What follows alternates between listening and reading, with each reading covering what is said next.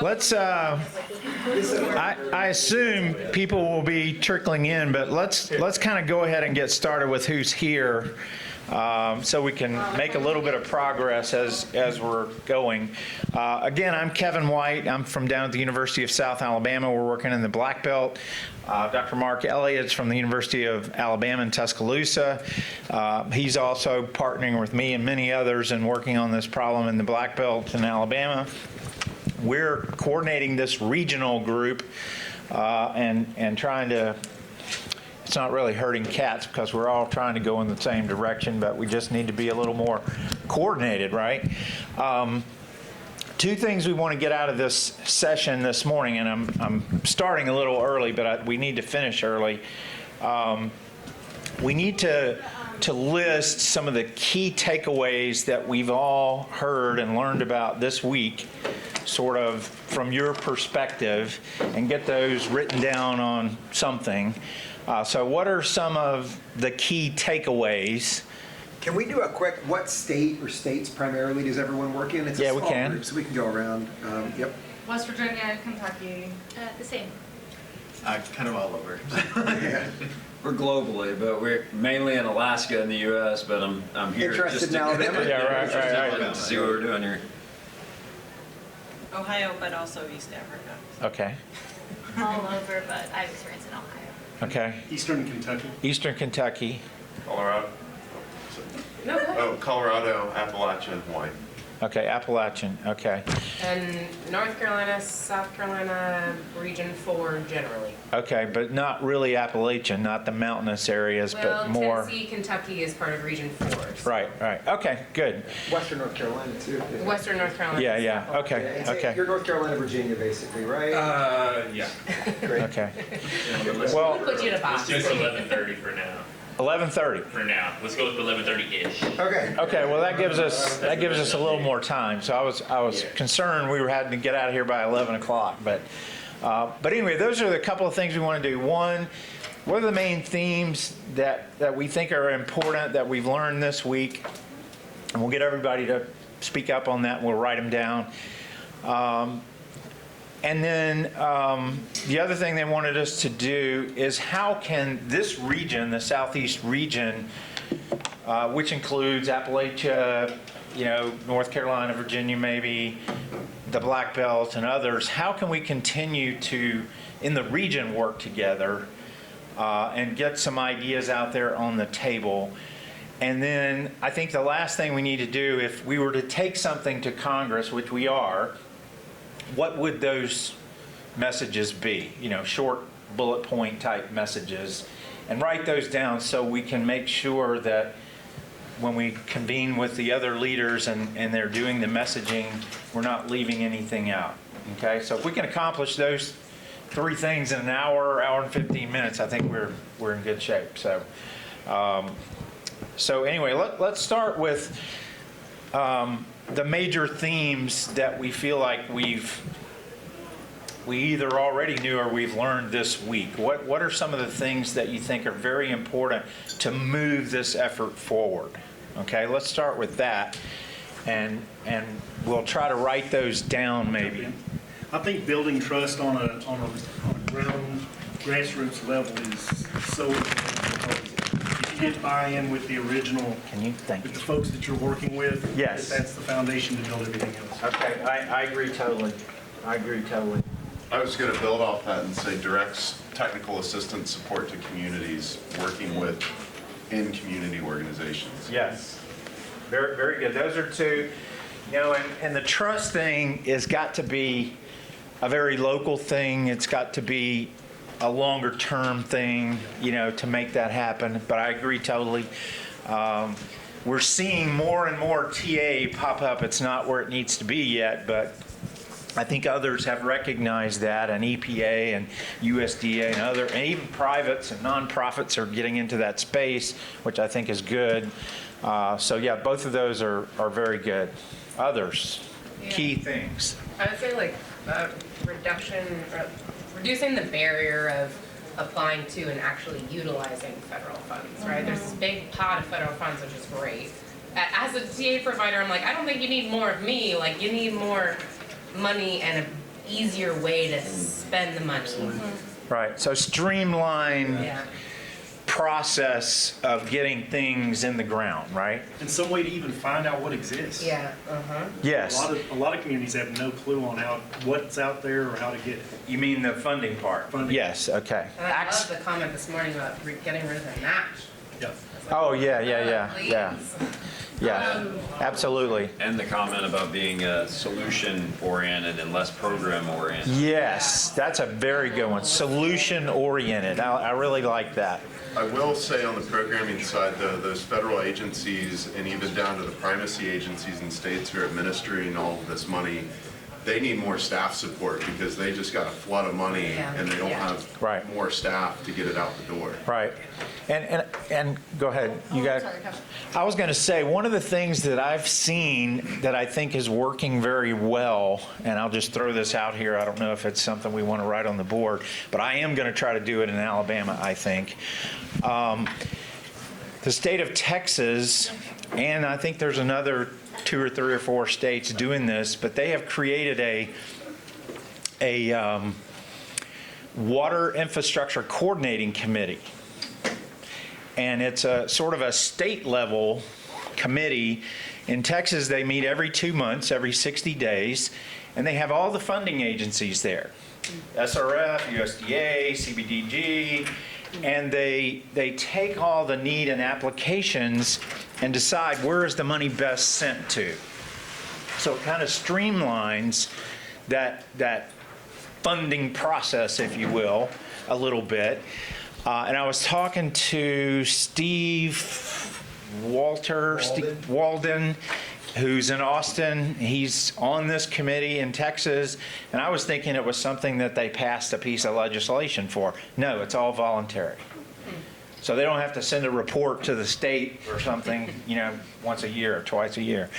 But I'm going to suggest that at our next Alabama Consortium meeting to see if that's something that we would like to do in Alabama to help streamline getting the money where it needs to go more efficiently.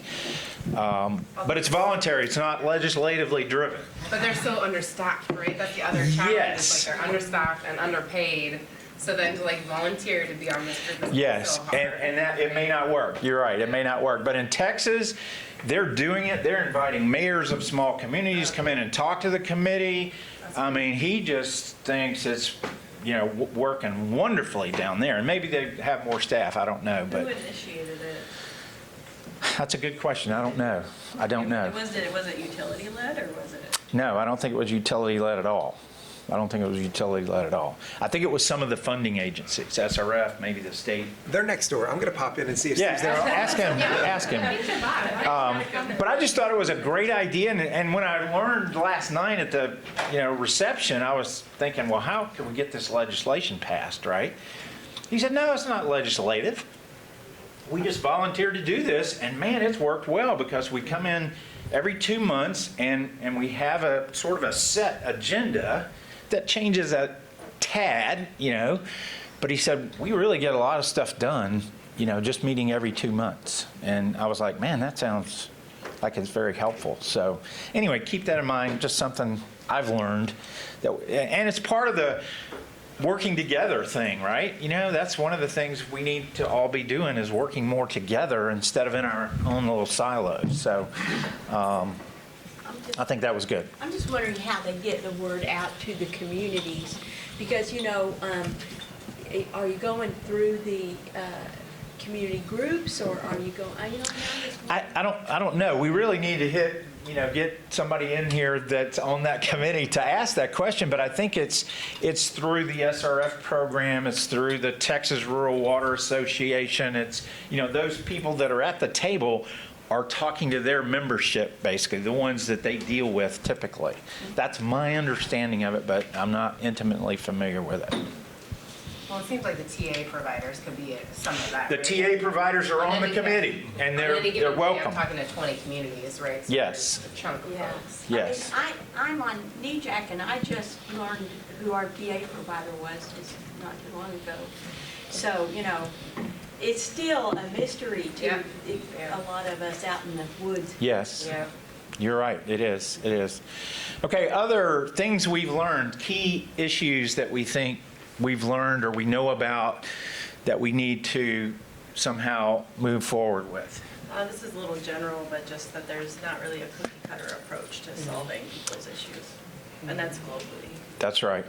That's right. Every community has different needs and different socioeconomic situations and geographies and geologies and all that kind of stuff. You're exactly right. Every place is different.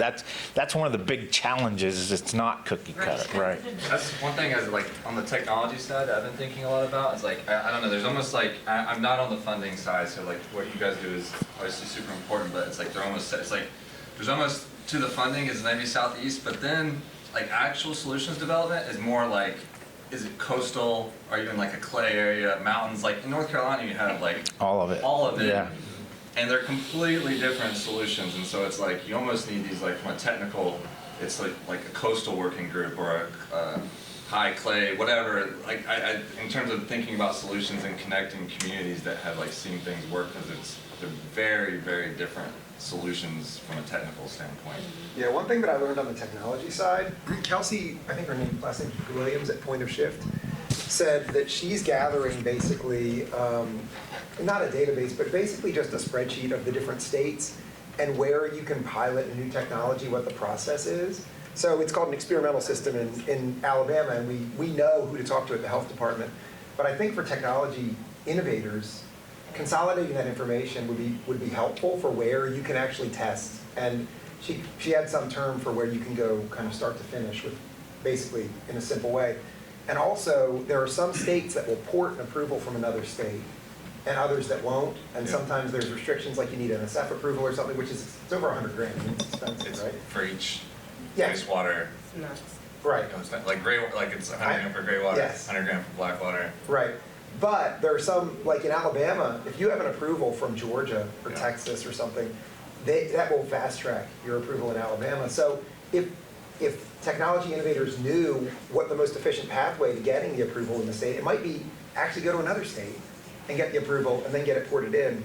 I think that would be helpful on the technology side. Yeah. Or even some sort of like centralized way to get permitting or approval, right? So then it's easier for innovative solutions to move forward. Right, but even within the existing frameworks, there are Right. quick ways to make it happen. And we have a company that brought technology from Switzerland. They were using it in Texas, and Alabama fast-tracked them straight through approval with no testing in the state. Yeah, I think there's a lot of new innovation that's about to happen, and so in my mind, there's products that are like existing products, and that is a much easier thing, because like, you know, in Aranco, they want to put their Advantex in a new state, that's easy for them, because it's a very solid, but like in terms of like brand new things, you need a different, you need a different pathway that's easier to test, where you're allowed to fail, because I think it's kind of stifling new innovation for like new, and I think there's a lot of opportunity, especially as we start to like split up our wastewater, like source separation and using it for different end uses. So it's just there's not great places to go test really new stuff. I think we need to take the places where it's working well and use those as a model and have some sort of roadmap so that, you know, other states might be able to adopt those streamlined pathways for getting tech through. They want it. Like when in Virginia, they're like, what state's doing it right? Like none of them want to be first, and so if the state has it figured out and they've done it well, and they can like pass play, we're like, well, no, they said it right. Like that would be helpful. I think the states are looking for something like that. Yeah. Are there cross-sectoral ways of looking to say how other sectors have been able to adopt new technologies and how they implemented them approved by states that could be replicated in the wastewater sector?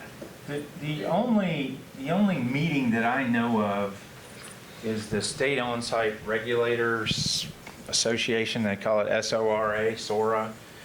And I think they do meet once a year, but I know in Alabama, our director didn't go really every year, and I think that's the case in some of the other states too. They would have, 35, 40 states there, but not everybody. But have y'all heard of that organization? I've heard of it, yeah. But they Are don't. you saying like, are there innovations in the ag space that are or like, renewable energy, or just that could be, yeah. But I don't know where those state regulators, like health department regulators, would convene that could talk about this issue. That's why I brought that up. So, Every system's so different too, every state is Yeah. set up so differently.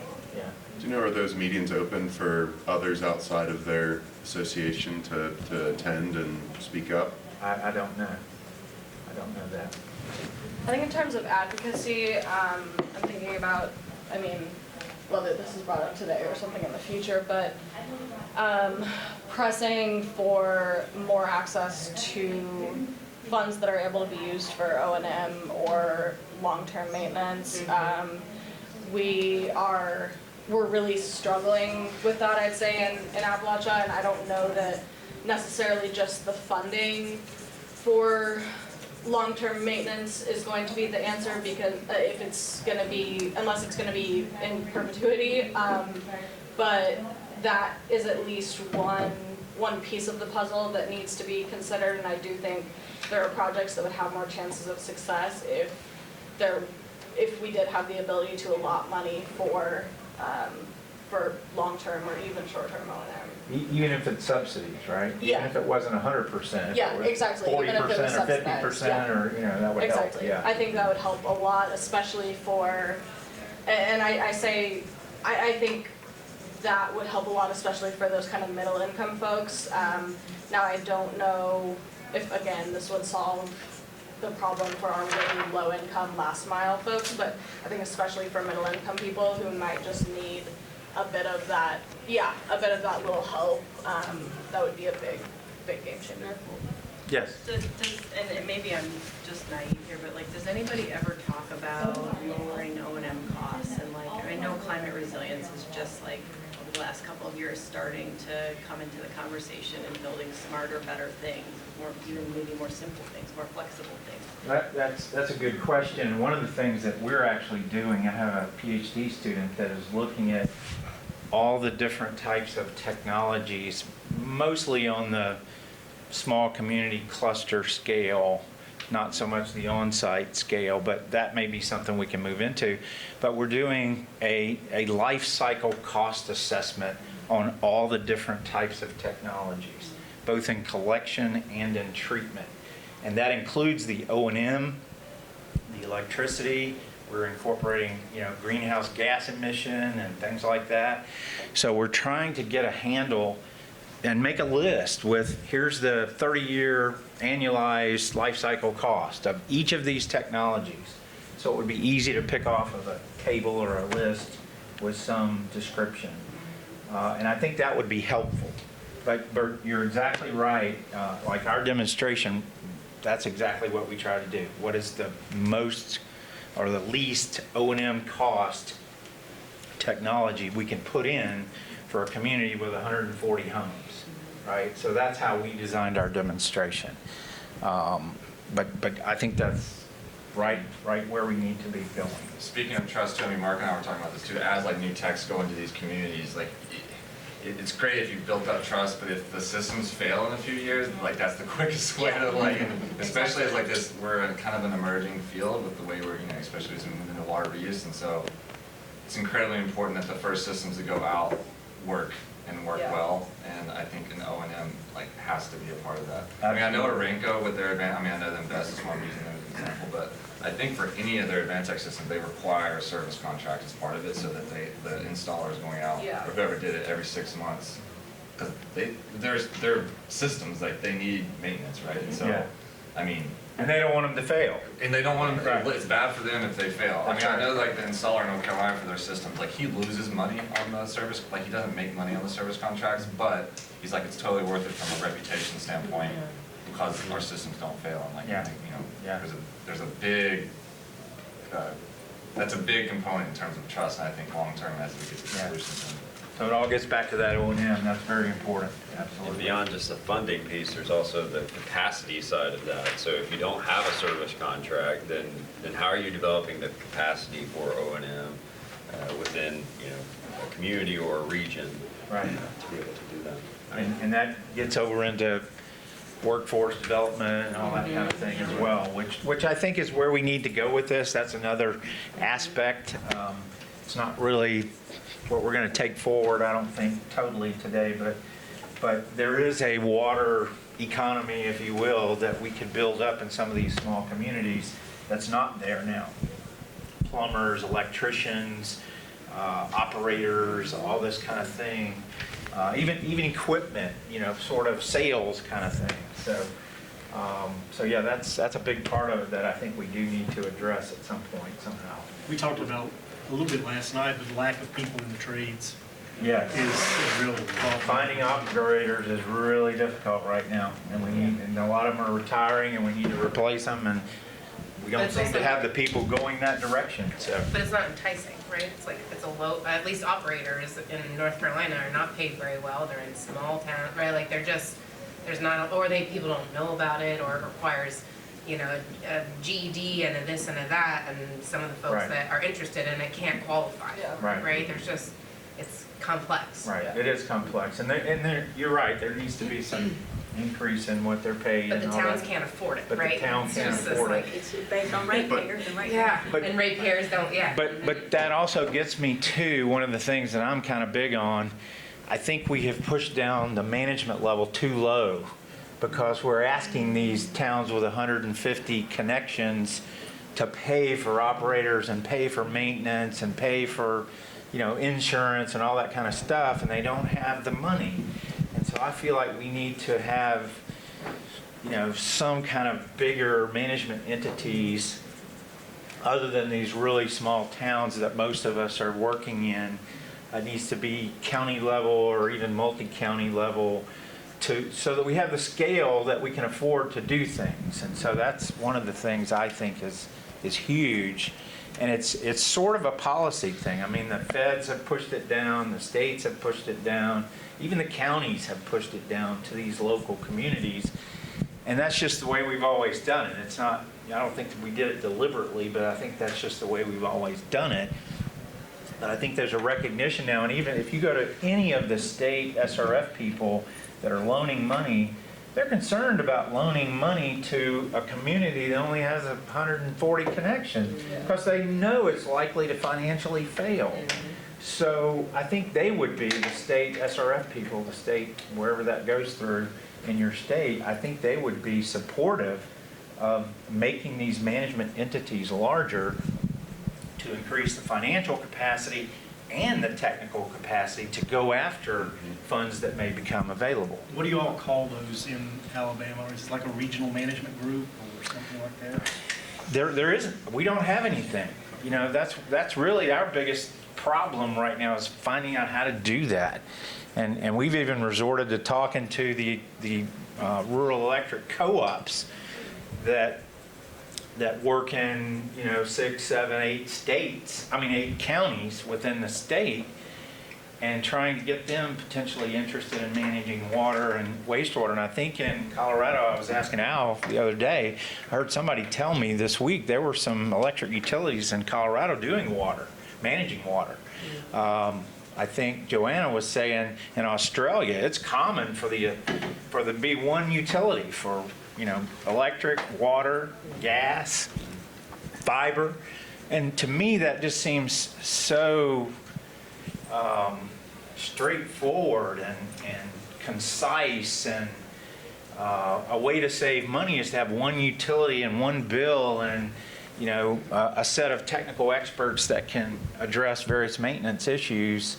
So I don't know how we make that happen, but I think that's a real need to make the utilities. Al, go ahead. Well, I think some of it programmatically, like the way we think about technical assistance, needs to shift. So if you're a disadvantaged community receiving federal dollars, that technical assistance needs to stay attached to the project for some certain amount of time afterward to make sure that the capacity is built to support it. So that might look like funding O&M for 5 years, almost like a car warranty. And you have workforce development and training and capacity that's attached to that specific funding that went to the community, and follows it until they're able to get up on their feet and support it. Yes. Interesting. I like that idea. Nina, what were you gonna say? Yeah, I think one of the saddest things that we see, we are a countywide system, so when you do get a grant to put in a line, and you got contractors coming in, and those guys are getting paid, your good money. And then the local people are left to figure out, did they do it right? Yeah. Yeah. And, you know. The work oversight part of that, yeah. Work with it afterwards. So a lot of this money, I just worry about the fact that the actual people who are gonna work with it every day, that are getting paid $11 an hour, are not really. Right, right. I agree. Well, and just, yeah, making sure that people have not only just that single generation that knows how to make something function, but that you're creating generational knowledge that can be passed on with that knowledge, and not just relying on the one guy who might know it well, but doesn't give that on to anyone else. Yeah. And our new guy that spent the last 4 years figuring it out, moved to North Carolina. Thanks very much. So. Is it easiest in figuring out, like, when you do your studies, like, what percentage of O&M you need to set aside for 10 years, and just requiring that of funding from the get-go, where it's, like, I don't know how this funding works, but it seems like you could just require that. Like, the project cost is not to get plus O&M for. Yeah, we looked into, so Kevin, you were in Cyprus, right? And they had on-site systems that had a requirement of a 10-year service Yeah, we were contract? visited by somebody from, I believe it was the island of Cyprus over in the Mediterranean, but he said when they bid on projects to put in a new system, and I don't think it was on-site, I think it was small communities, but when they bid on it, they were required to bid on 10 years of O&M as well. And that included the electrical cost. So not only the capital cost of the bid, but the O&M for 10 years. I mean, in West Virginia, you have to, when you install an advanced system, an advanced septic system, you have to sign into a contract, the homeowner has to sign into a contract in perpetuity with the installer to pay quarterly maintenance for the life of that system, which in theory, I mean, I think is good, you're ensuring maintenance, but the problem is that the cost of that maintenance is so high that I can't reasonably, even if we have funding, even if Dig Deep has funding to install those septic systems, which those advanced systems where I'm at can cost, you know, $25,000, $30,000, even if we have the funds to install those systems, most of the clients that I'm installing those for cannot afford that quarterly maintenance fee. Again, even if we were to say, oh, we'll pay that for 5 years, that doesn't mean that the family will be able to pay it after the 5 years. They're still gonna probably be in the same position they're in now, which would be not affording it. So how do we make sure that that O&M is, when it's on the consumer side, is, you know, affordable? How much are you seeing roughly? I've heard anywhere from like 75 to, I've heard up to like 250 quarterly. Which 250 a which quarter, is wow. quite a bit. Yeah. There weren't, I mean, when LIWAP was around, I don't know that much about LIWAP, but that didn't apply to on-site, really. They couldn't have gotten customer assistance program, Yeah. right, for Yeah, I'm not on-site. sure. Yeah. Like something like that, Yeah. right? Like a customer assistance program for folks not connected into, Yeah, into a exactly. system, seems like it could be a benefit. Yeah. Yeah, Abby, one thing I've been looking at, trying to get for, and I mentioned this in our first session, for community systems is some sort of, like a foundation to make a donation, that Yeah. basically, I probably shouldn't call it an endowment, maybe like an annuity, but Yeah. just a lump sum that yields money over time that pays in perpetuity to subsidize the bill of everyone. Yeah, that's a great idea. In the town. Yeah. And you're talking about a very small scale. Yeah. You know, so, I mean, I'm not gonna put in my head about what yield you would need, but if you got 5 or 6%, Yeah. it could pay that in perpetuity. And then you could actually say, yes, install it, and then we've got this bill lump sum that's gonna Yeah. automatically pay this maintenance. Yeah, exactly. Because then I think people would, yeah, like I said, I mean, I even feel uncomfortable a little bit at this point signing into our contracts to get our perk tests done from our contractors, because even though I haven't seen any examples of people getting in trouble for straight piping in our county, just because so many people are, I do still worry that if someone came in and said, okay, you need an advanced system, and the consumer said, I can't afford that, does that put them in a place of legal jeopardy if they then are known to not have a system? Yes. I think, until we figure out how to lower the O&M cost or have like a dream of like a self-sufficient system somehow, we're always gonna need philanthropy or some type of subsidy to help economically poor people. Yeah, and- And the whole world doesn't have this figured out. In Uganda, they're piloting ASPs, area service providers, that, communities pay a monthly fee to like have insurance that their Right. sources don't break down for more than 24 hours.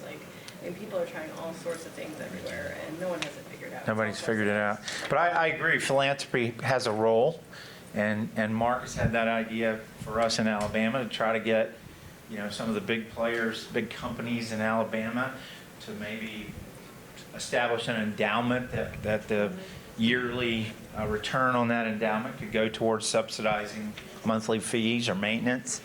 A lot of these families too, they're struggling to put food on the table and buy Absolutely. prescription drugs. So for them to be in a position of, am I going to pay this fee Yeah. after the water Or system's already installed, or feed my family. feed my Right. family, Right. what goes. Or buy gas to go to work or whatever, yeah. Can I touch on the philanthropy thing a little bit one more time? Because I've talked to some foundations in Cleveland about, helping people with their water and sewer bills, and been doing some water equity work there. And there is some red tape, and I don't know if this is in every state, but there is some red tape when philanthropy enters I hear just. Probably is what I said. Because it all comes back to information sharing, is philanthropy allowed to know who can't pay their bills and things, how do the mechanics behind the scenes work for that? Yeah. Because the utility can't share information, but Right. you just donate money to the utility. Well, that's why connecting to SNAP or some of the other benefits that are already doing that legwork are easier than collecting that data. Well, and shouldn't we be encouraging our government to use our tax dollars to subsidize that kind of thing instead of having to rely on outside philanthropy? In my ideal Well, it's a world. basic human right, right? So Yeah, that's in my ideal world, those are the things that we should be advocating to our government today, because we have plenty of tax dollars that are going to other Other things. subsidies, Yeah, that- lots of tax. The other thing that around, we should be using. James Reese, who was in our panel yesterday, was saying that corporations are actually a group that should be taking up a lot of this mantle, that are especially large manufacturing facilities that have come into a state that are using a ton of water, they should have some onus to Exactly. give back to the community, and Yeah. that's a kind of untapped space that maybe. Yeah, one thing that was appealing, I talked to International Paper Foundation, Alabama Power Foundation, about actually, the person receives their bill and it may say $60 a month, and then it says, Alabama Power Foundation, subsidy minus 50, your bill is $10. Right. And a lot of the, International Paper has paper mills right adjacent to poor communities, they're really, they have a mission to give back. Right. And a lot of the employees that come over to work there, they come from a community where they've got street prices.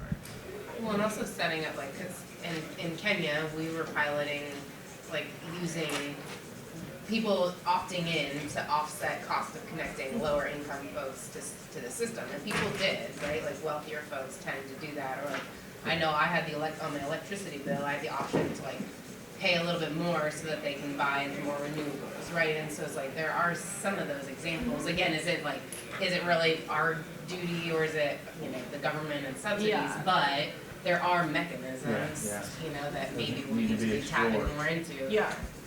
I just wish that, this is pie in the sky, but a lot of money's gonna come in for contractors.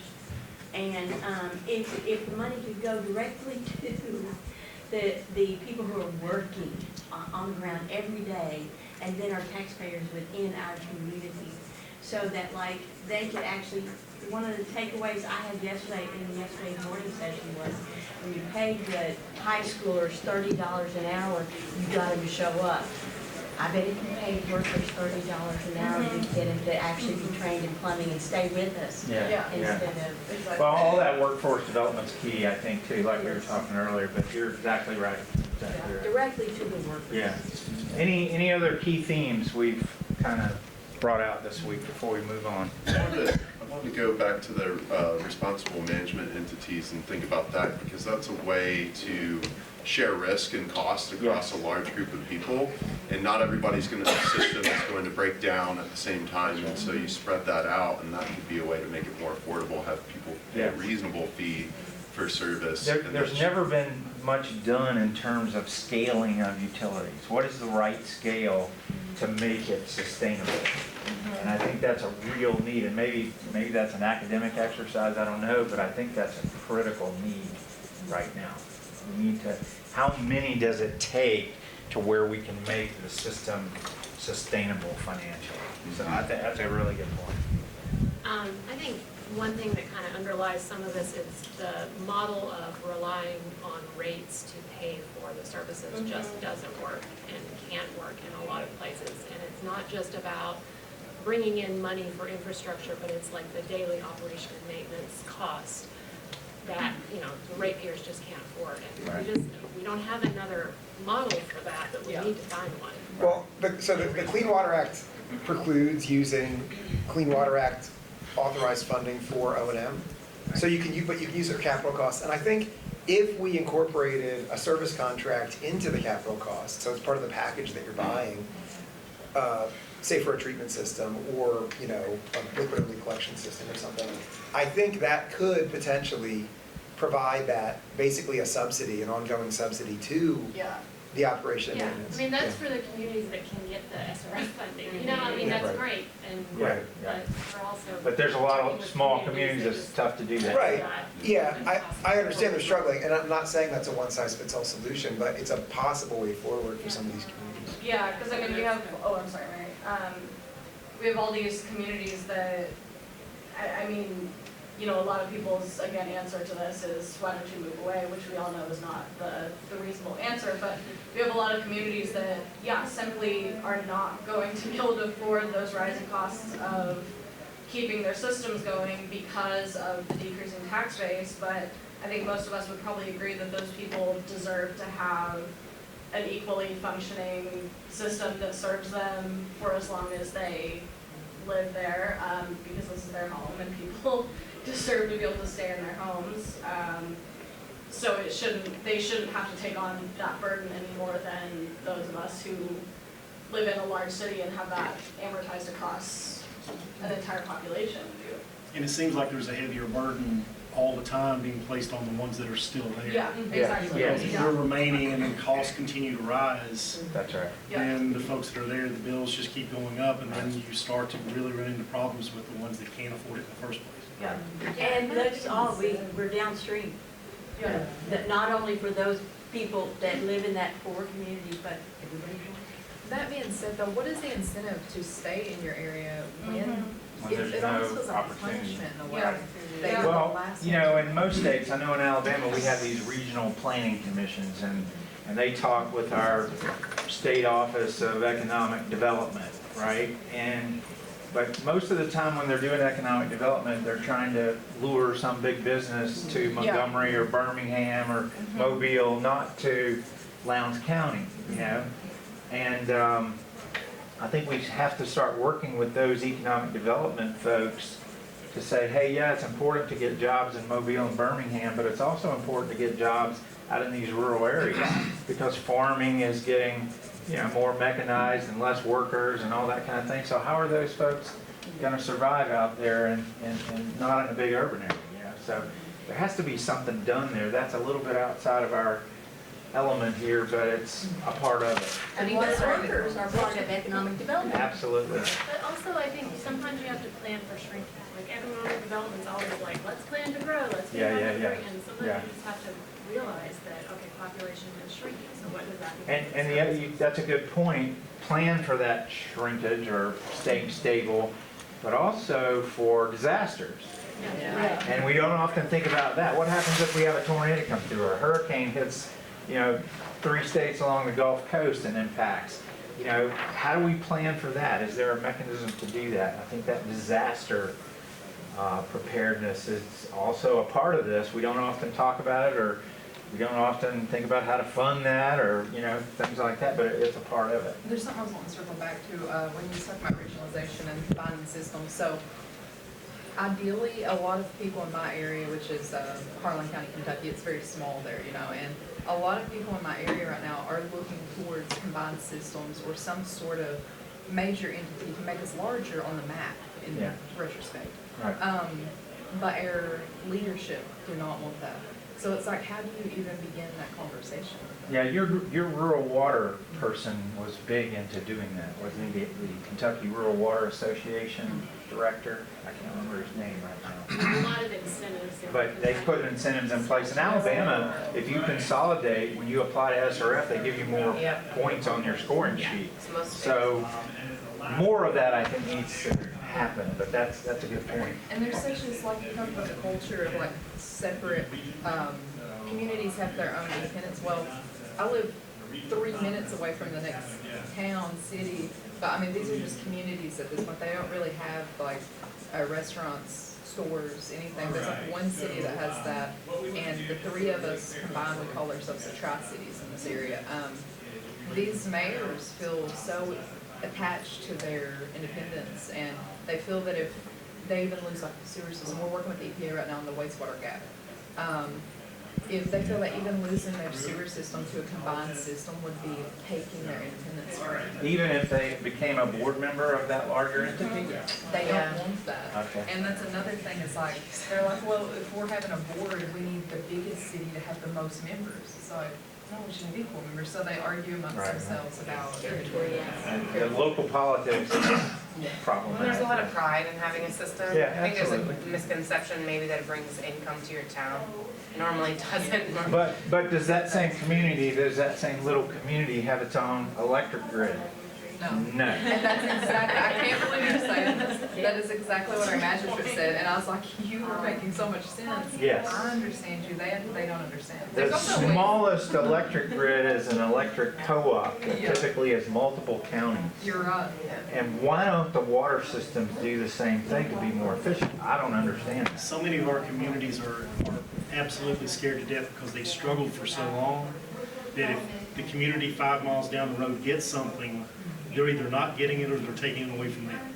Yeah. So that's a tough one. Well, and I think thinking about the electric grid, honestly, too, at least in our area, our electric grids are primarily these big Appalachian Electric Power, Kentucky Utility Power, these huge corporations that I think people, at least in our area, feel pretty out of touch with. You have no control over these extremely, just to put it more bluntly, we decide we hate them. You have these extremely Big high government, utility right? bills that, and so I think, I mean, honestly, I haven't made this connection before, but, you know, people are probably afraid of falling further into that disconnect, even if it's just a grouping of 3 utilities becoming your water board. You probably feel like, oh, I have less control over even if that isn't going to be the case. You know, human brains work, you know, we rationalize things in funny ways sometimes.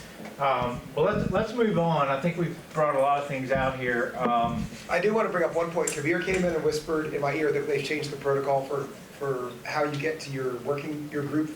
Who's going to Capitol Hill today?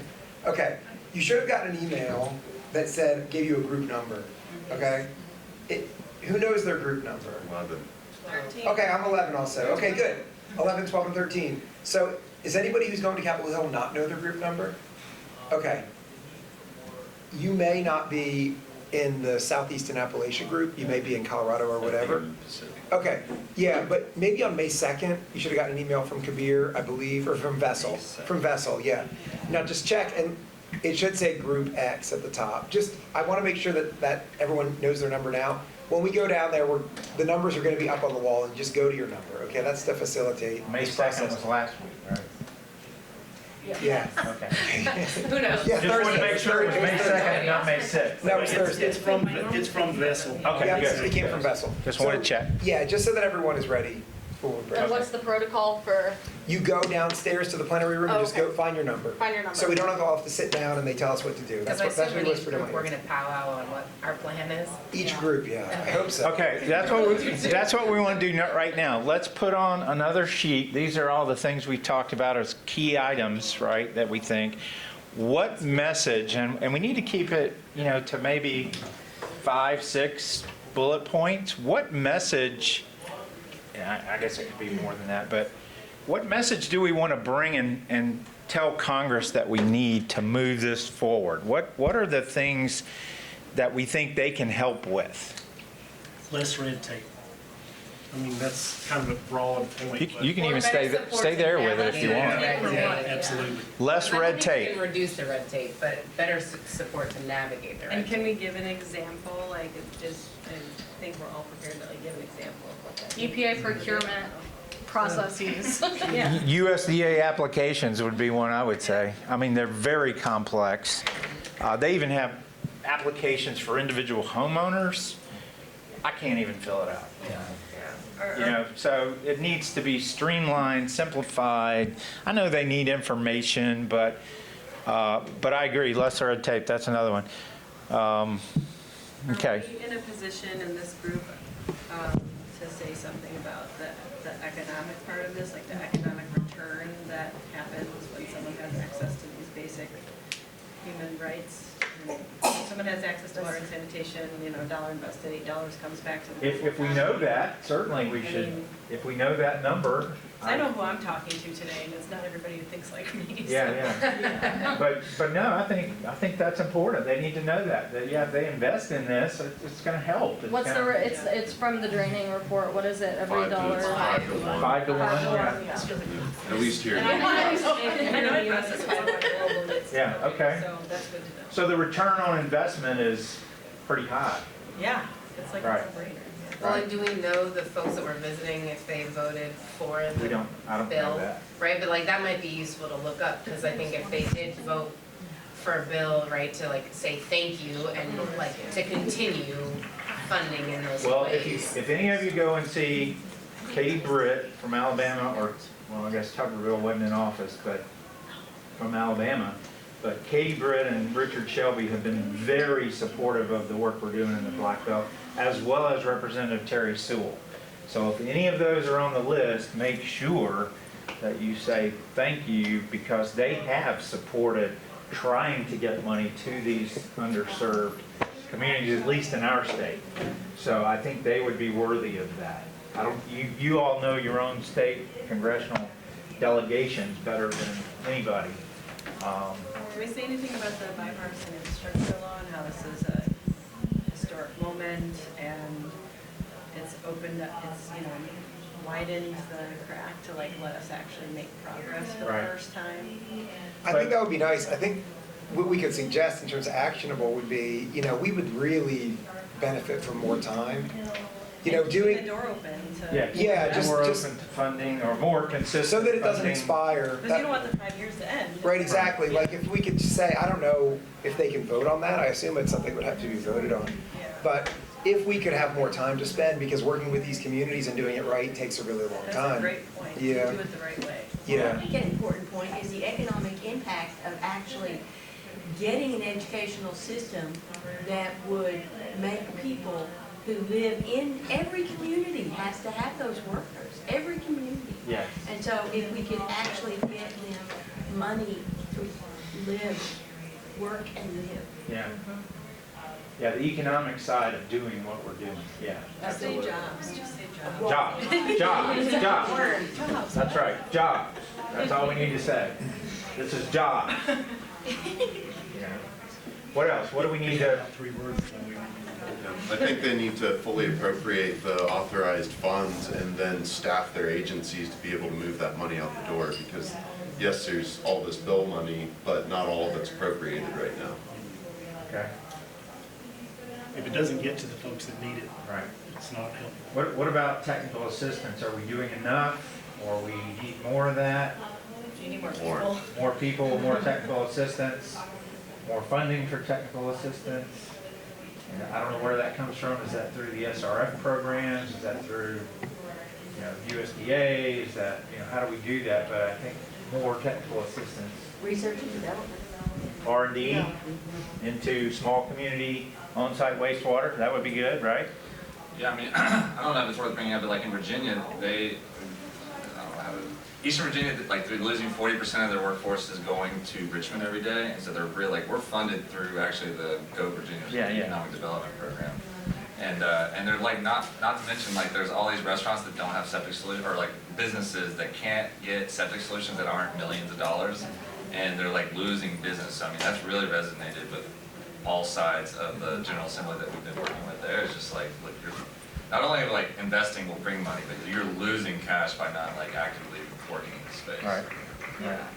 Well, and also, I'd say, I don't know if this is on the topic, but this is something we've been talking about in our community a lot, is although it's good to focus on things that can bring economic development, like tourism or something, for example, making sure that we are still putting the onus and the focus on our own communities of people who live in these places and work in these places every single day.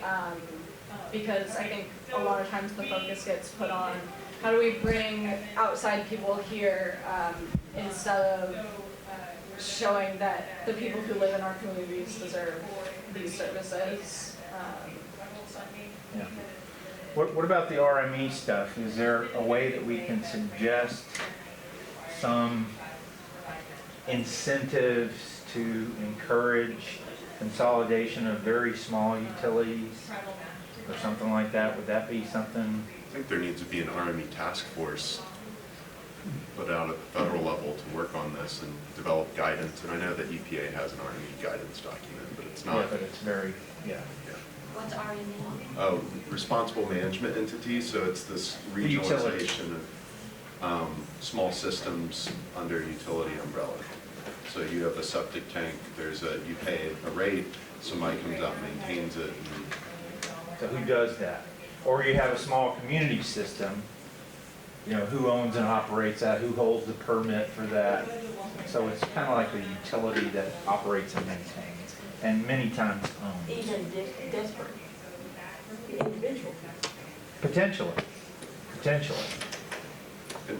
And I think data is going to be another critical issue because, and I know like with the WASH Act that's on the table, if that legislation ever passed, like we'd have a task force specific to collecting this data around decentralized systems and where the need is. But if we had that data instead of the funding program say, hey, we've got all this money, come to us, it would go the opposite way and say like we know where the need is and we can bring that money to you. Right. Yeah, I think that's good with data. Does anyone know why they haven't mentioned this new WASH Act has sponsors at this meeting? Who's aware of this thing? Someone emailed me and I found a one-page summary of it, and Kabir, I guess, led the writing of it.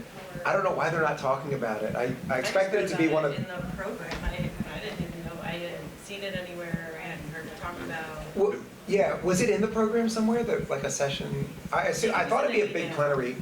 It was in an email? Okay, yeah. But I don't know if we're not supposed to talk about it. Well, that's what I was wondering too, because we have to be careful, we don't want to cross the line away from advocacy into any kind of lobbying or anything. Oh, like I see. that. It might be a question we can clarify when we get down there, because it's an important bill. Yeah. Absolutely, Yeah. absolutely. Big changes to the way USDA does their loan program, I think. I heard 0% and 1% loans.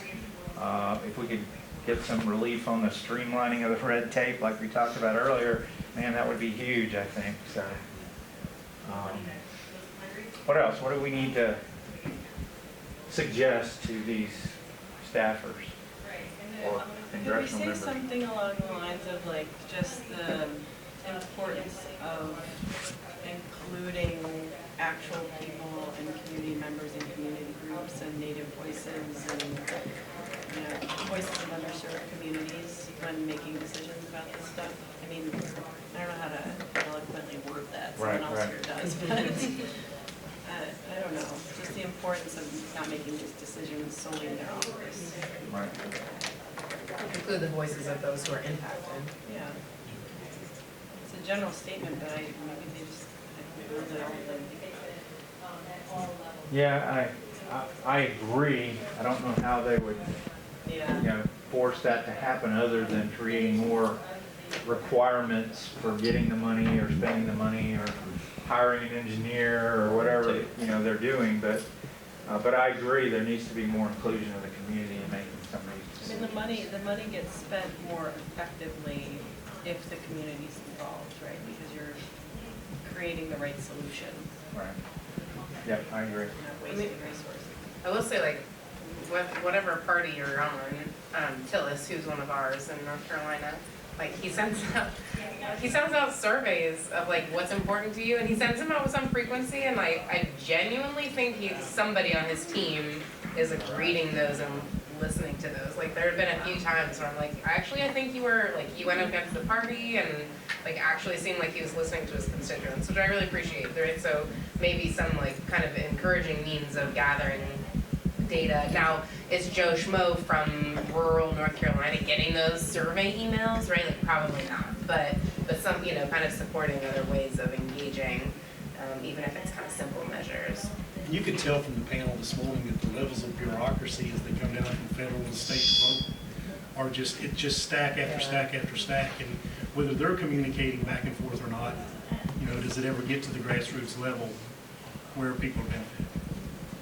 Yeah, I agree. Is there an advantage to having or suggesting some kind of a state water board or committee, or not like I was talking earlier about distributing money, but just so that you have all the players there, the local communities, the state EPA office, the health department, maybe even USDA rural development all in the same room to make, I don't want to say policy decisions, but things that state might really need to happen.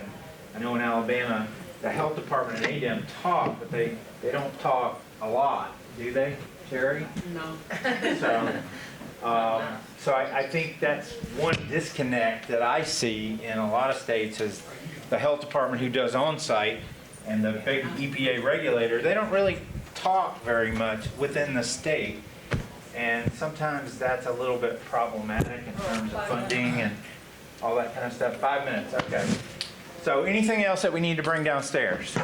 Just thinking about George's training book and how they wrote it in 5th grade language, and just thinking about how we condensed this down. I mean, the one thing that struck a chord with me this morning, as we work internationally, is the Water for People guy president was saying like how some of these developing countries are beating us, and I think that would strike a chord, and it's like a very easy thing to say in terms of like water and sanitation development. Like we cannot, as we're behind Rwanda. We're behind Rwanda. It's right. Rwanda is amazing. I mean, Rwanda is. Rwanda's like maybe the gold star. I do love Rwanda, but Rwanda's like, amazing. but I'm saying for like what will resonate, they might not know. Right, they probably don't. I mean, they're just going to hear probably a country in Africa. I said that same thing at the city council meeting where I live. Sherry, anything you have that you would suggest we do differently from your perspective? Not differently, but the only thing came to mind, and I agree, I think funding from the government is welcome, but at the same time, we're saying less red tape, and we don't need to interject much, but it's got to be balanced. Yeah. That's the only thing. That's why I said support to streamline or like support getting through the red tape. I don't think we can get rid of it, right? But like help people understand it and move through it. Okay, good. I think we've got enough to bring downstairs. Also, the last thing we'll do here, I know in Alabama, we formed a consortium to get everybody in the same room to kind of talk about how do we move forward. That's been fairly successful, I think. Dig Deep actually did a decentralized innovation wastewater cohort a few years ago that I was part of. That was very helpful in talking to other groups working in the same space. We actually got regulations changed in Alabama because of that program.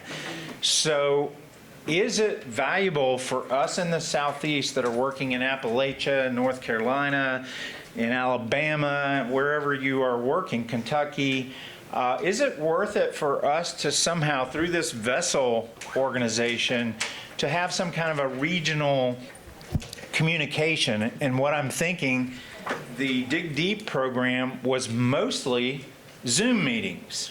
We had 4 or 5 Zoom meetings over the course of about a year and a half, and we shared information, what we were doing, technologies, cost, barriers, all those kinds of things, and how we were attempting to solve those challenges or barriers. Would that be something this group would like to sort of set up somehow, you think? And it would just be a Zoom meeting, you wouldn't have to travel. I mean, maybe we would do every 2 years or 3 years, maybe we would travel somewhere that we could all get together, or maybe be a part of something like this where we could break out for an afternoon or something, but. Beach location with lots of good food. Yeah, right. But anyway, is that something you think we would like to do? Yeah. Okay, well, we've got a list of everybody that signed up or supposedly is working in the Southeast, so we can send emails and try to set that up somehow. I don't know who maybe will take charge of that, but we'll figure that out. And if everybody's willing to do that, just 1 or 2 meetings a year maybe might be enough to share information. Where are the barriers in your region? Where are the barriers in your region? How are you getting around that barrier? What kind of unique management entities are you setting up? Blah, blah, blah. But it may kind of help us all to continue the conversation routinely, if you know what I mean. You think? Where will the emails come from? Well, I don't know. We need to figure that out, but I don't know if it'll come from Dig Deep or if it'll come from one of us that really wants to kind of get this going.